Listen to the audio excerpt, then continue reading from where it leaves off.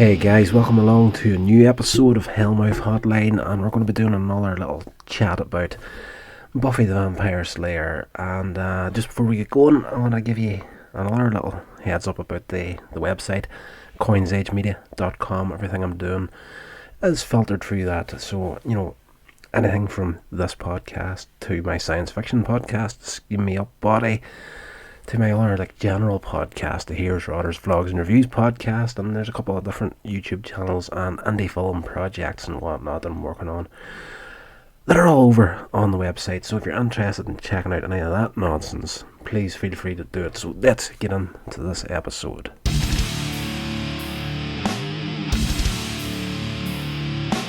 So guys, welcome back to Buffy the Vampire Slayer once more. This episode is episode 5 of season 2. It's called Reptile Boy. And in this episode, it's very much character building based, I feel. There's not so much in the scares in this episode up until the last 10 or 15 minutes or so of the episode. And it's pretty much about Buffy kind of feeling the downside to being the Slayer and having to give up everything that everybody else just takes for granted. And she's having more and more deeper feelings towards Angel, and we start to get a bit more of that in this episode. And he's into her, but he's playing kind of aloof when it comes to getting into a relationship with her. And if you know the series, you know what happens later on, and I feel that he was already kind of aware of that in this episode. I literally am, in a way, when I'm going through this series, I'm kind of going pretty much off memory alone when it comes to the bigger picture of the series, and the details are a little vague. It's been probably 15 years or so since I had a proper watch through the series, so a lot of it is wild familiar. It's kind of fresh in places as well, so that's a good thing about letting things sit for a while and going back to it a little later on. This came out in way back October 13th, 1997, would you believe? Gosh, God almighty. I'm starting to feel really old now whenever I see that, because whenever this originally came out, I was all finished up with high school and getting out into the real world and working and whatnot, and life was very, very busy back then. But anyway, this is directed by David Greenwald, also written by him, and he's the one that would eventually go and helm the Angel spin-off series. So no surprise to see a bit of character building on the part of Angel in this episode. Anyway, quick plot synopsis. At the beginning, a girl jumps out of a second floor window of a frat house and flees into the cemetery, where she's caught by this gang of guys in robes. And you see this one guy with the hood down, so it's not demons or anything. It's humans that are going to be the villains in this episode. Anyway, the gang, Buffy, Xander and Willow, they're happy with the apparent lack of activity in the Hellmouth, and they're having a movie night and chilling out, taking it easy.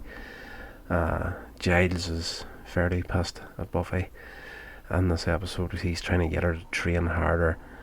But as I said, she just wants to be a teenager. She's missing all the stuff that she feels she's missing out on. The next day at school, Cordelia introduces her to two college guys, one of whom invites Buffy to a party. She turns him down, claiming she's involved with someone, namely Angel. That night, Buffy's on patrol at the cemetery, meets Angel, and she finds this broken bracelet on the ground. Angel, being a vampire, he's able to smell that there's blood on it, and they get into a whole thing about dating and seeing each other outside of Slayer sort of business. And he says that their age difference is a problem. Like, he's 200 plus years old and she's only like 16. And she does not know what she wants in life. And, you know, she runs off, fairly upset. So she decides that she's going to go to the frat party with Cordelia. And she chooses not to tell Giles or Angel about it. Later that night, Giles and Willow discover that the bracelet is from Kent Prep School just outside Sunnydale, where Buffy is partying at. Angel appears and asks about Buffy. Willow, trying to keep a secret for her throughout the episode, finally breaks down, tells them where they're at. At the party, Buffy tries to avoid drunken frat guys. Xander sneaked in to try and protect Buffy, but other drunken partygoers recognise him as a gatecrasher, and they dress him up like a girl and put makeup on him and whatnot, and just, you know, pretty much make an ass out of him at the party. Meanwhile, Buffy relents, decides to accept the drink. It's drugged, of course.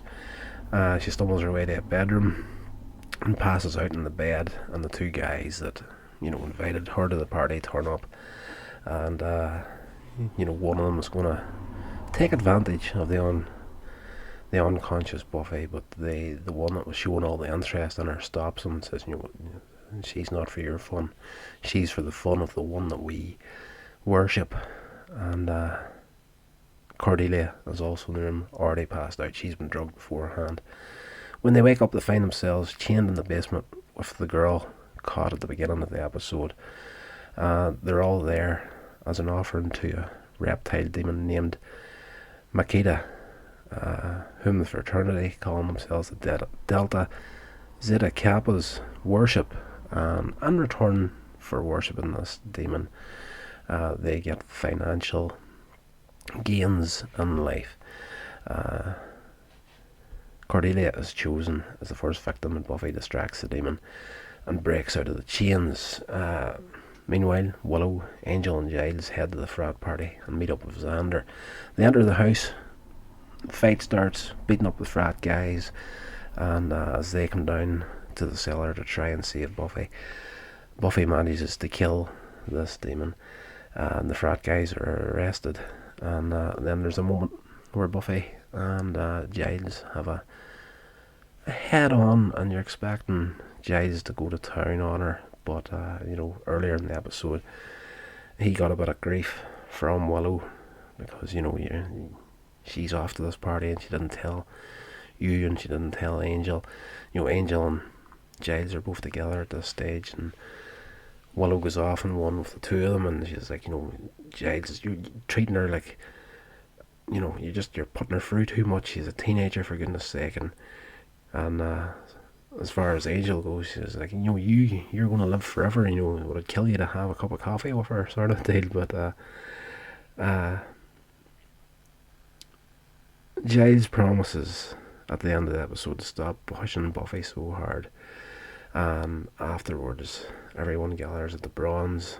Xander reads from a newspaper that the frat guys were given life sentences and their family businesses, and others set up by the Delta Zeta Kappas are experiencing.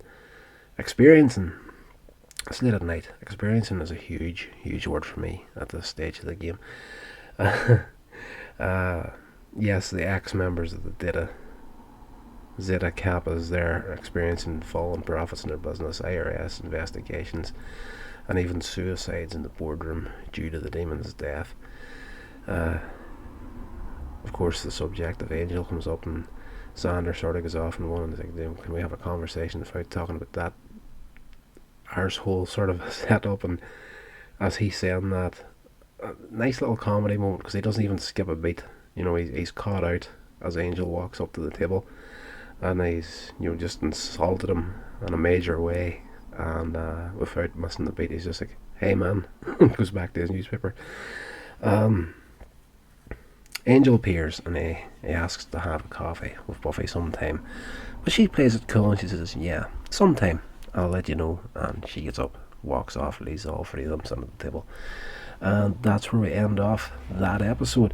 So character building wise, you get a little bit more of Angel in this episode, which I enjoyed. I liked Angel as a character more in season 2 and where they took his character after that. And of course the standalone Angel series, I had a lot of time for that show. I didn't miss a single episode of, well, tell a lie, I grew up in Northern Ireland, which is part of the UK, and the censors over here are insane, especially back when that series came out. I fought, never missed an episode when it was aired, and of course I enjoyed the episode so much as whenever the box sets started to come out, I would gather them up and collect them. So I actually have all the seasons of Angel on VHS. That's how long ago these series came out. DVDs were about, but they weren't the main thing of the time. And there's, for some people, a lot of us back then, there's a lot of us knew DVDs is never going to stick. VHS will last forever, and we all held tight to the pure champions to the end. And yes, they're all on VHS, and literally they're on the shelves up on. If you're ever checking out my review channel, if you check the background, there's a desk and 3 posters of the Star Wars trilogy sitting on the back of the desk, and there's a stack of shelves on the wall just above that. So the second shelf up, and yes, the second shelf up is all the Angel box sets and VHS, plus the third shelf up has 3 VHSs on there, all of the Angel series. So I, again, I'm a big fan of Angel, so I do enjoy seeing the character building process of him and Buffy the Vampire Slayer. And yes, this episode here, although not a real big action-packed episode, it did have a lot of good moments for the characters in it, particularly Buffy and Angel, and even Cordelia in a way. And this episode gets a good bit of character building. Not a lot, but there's a bit there. So knowing what happens in the Angel series, you can kind of see the early kind of connection that they're trying to build between Cordelia and Angel. It's not much, it's very, very brief, and it's there if you're looking for it, and if you know where things is going, you'll sort of see it. But I enjoy this series. I really do enjoy this series, and of course you're listening to a podcast called the Hellmouth Hotline, which was originally set up just for being a Buffy the Vampire Slayer podcast. But we're gonna, again, just to keep you all updated, we're definitely gonna be jumping into a heck of a lot more than Buffy. That kind of sounded dirty the way I said that. Jumping into more than Buffy. Sounds like I'm in Sex Maniac. Gosh, I am tired. Whenever I get overtired, I start talking absolute, utter nonsense. Some people say that's a good thing. I don't know. My mouth can get me in trouble from time to time. But, I'm signed up to that streaming service Shudder at the moment, so I'm gathering up some things for the playlist that we're going to be going through as well. So, once we get through, we're doing the Hammer collection on the show as well, as you do know. And once we do the Hammer collection, we're going to do the Hammer House of Horror collection. Once that's done, that'll free us up every other day for something else. So I'm thinking we're going to jump into Shudder after that there. But, it's all going to be horror based in a way. And, Buffy the Vampire Slayer, family friendly horror, but it is horror based, a lot of it in the classic horror. So yes, I'm going to stop rambling right now and get off here, let you get back to your day. So whatever you're doing, guys, I hope you're doing it safe and well, and you're actually staying safe and healthy these days, because it is scary, frightening times that we're actually living in right now with the virus and everything that's going on in the world. So let's hope we're going to see the end of that very soon. But until the next episode, guys, you know, big love and rock and roll, and I will talk to you all then. This has been a production of Coins Age Media. Thank you so much for listening.